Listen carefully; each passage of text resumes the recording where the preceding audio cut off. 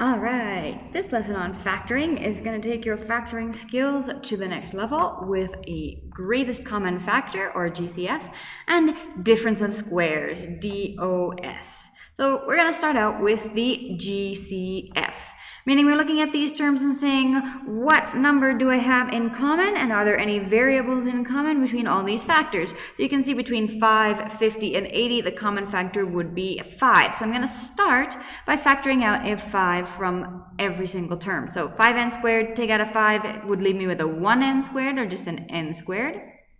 50, take out a 5, or divided by 5, it leaves me with a negative 10n, and 80 divided by 5 leaves me with a plus 16.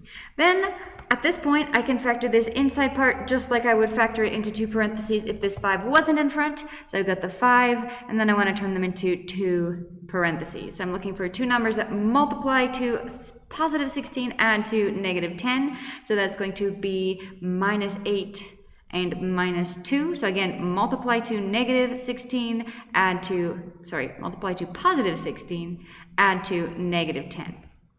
And then we got n, and n, and we're done. Let's take a look at example number 2. Looking for a common factor between 8v cubed, 6v squared, and 20v. Hopefully you can see the common factor is going to be a 2 from the 8, 6, and 20, and a v from the v cubed, v squared, and v. So this is a 2v that I can take out. So take out 2v, I'm left with a 4v squared. Take out a 2v from negative 6v, and I'm left with negative 3v. Take out from negative 20v, and I'm left with negative 10. No v's. And again, now I can do this inside part just like I would if this 2v wasn't in front. So the 2v just kind of hangs along for the ride, and I'm looking for two parentheses.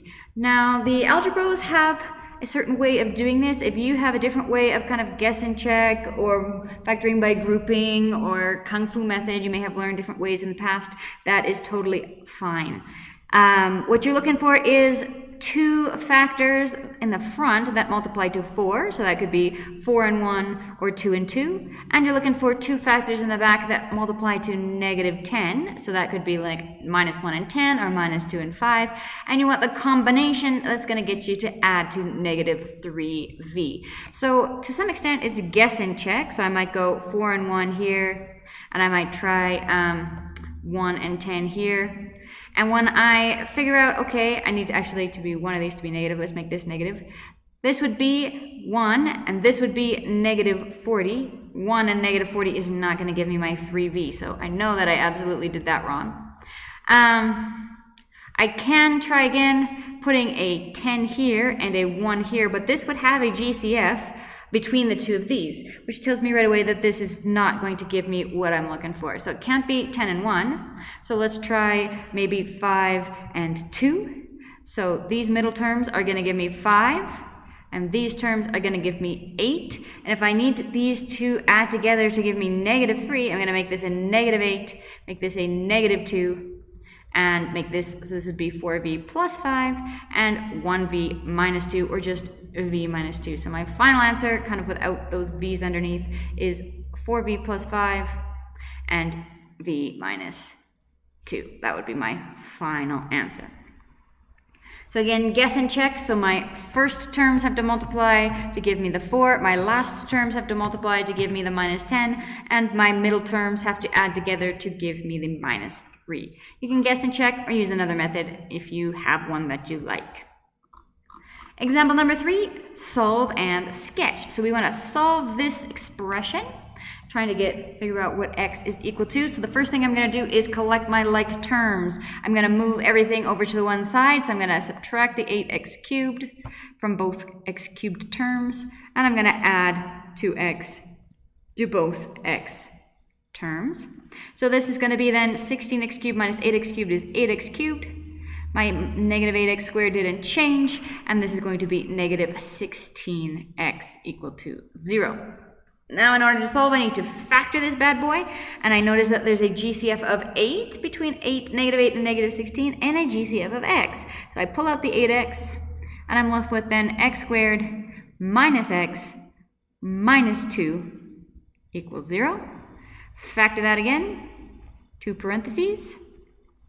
This is going to give me x minus 2 and x plus 1. I need to multiply to minus 2, add to minus 1. And then I need to set each of my factors equal to 0 using the zero product property to figure out what x is going to equal. So I have 8x equals 0, I have x minus 2 equals 0, and I have x plus 1 equal to 0, which lets me finish this off.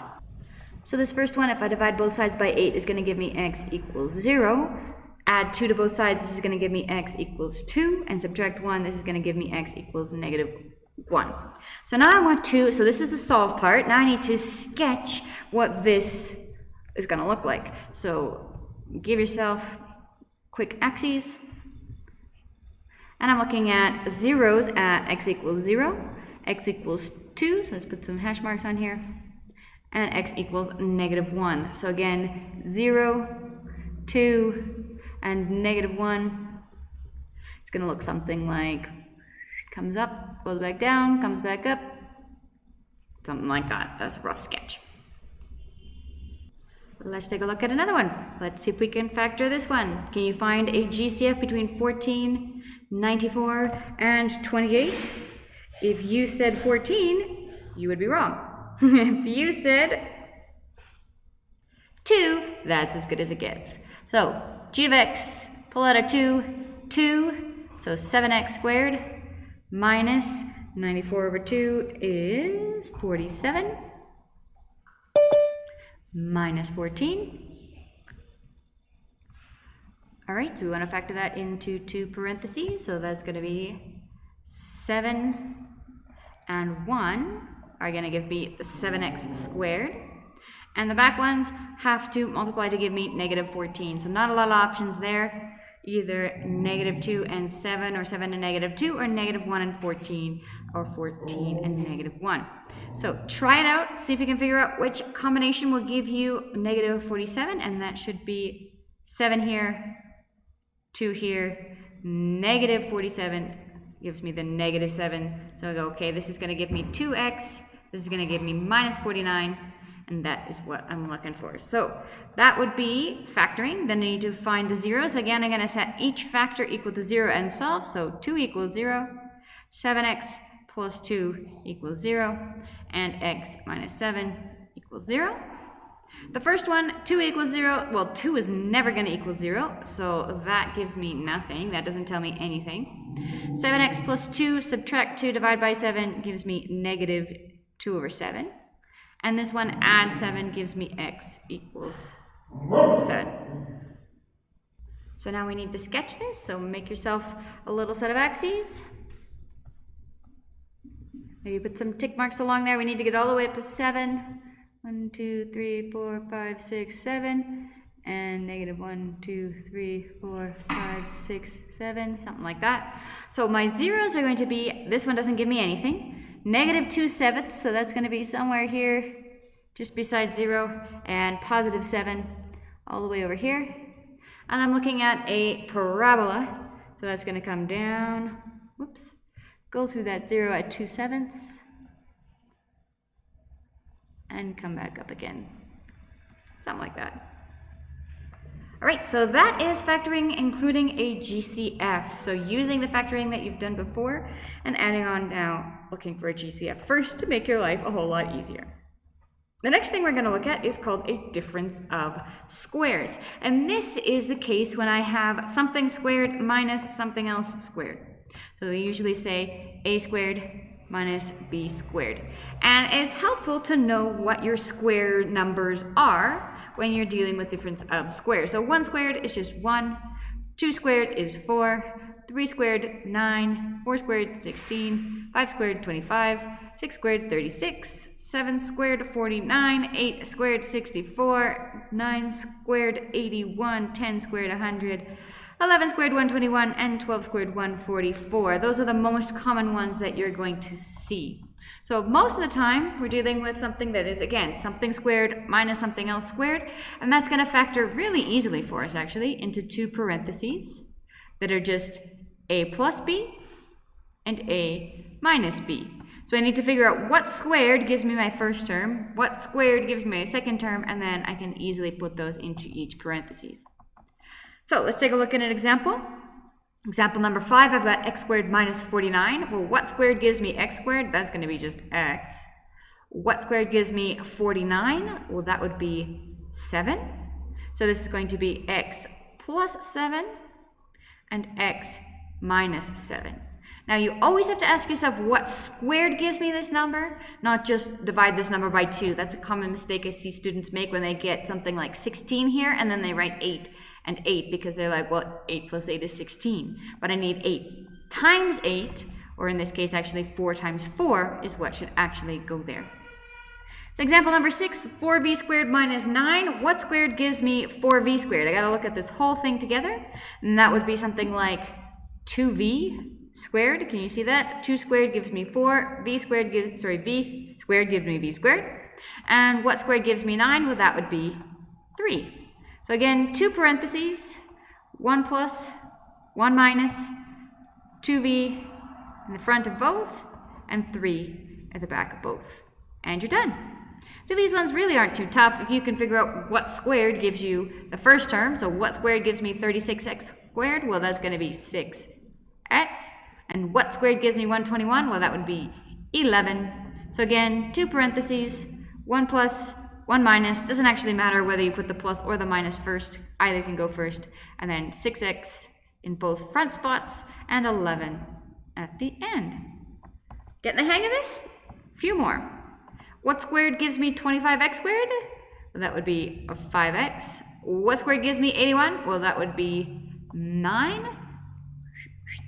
So plus, minus, 5x, 5x, 9, and 9.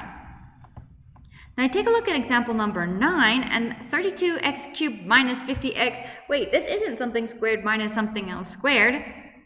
There's nothing squared that will give me 32. There's nothing squared that will give me 50. And x cubed and an x, those aren't squared numbers either. So this is where we pull it all together and we say, first, before we can do the difference of squares, we need to take out a GCF. So between 32 and 50, there's a GCF of 2.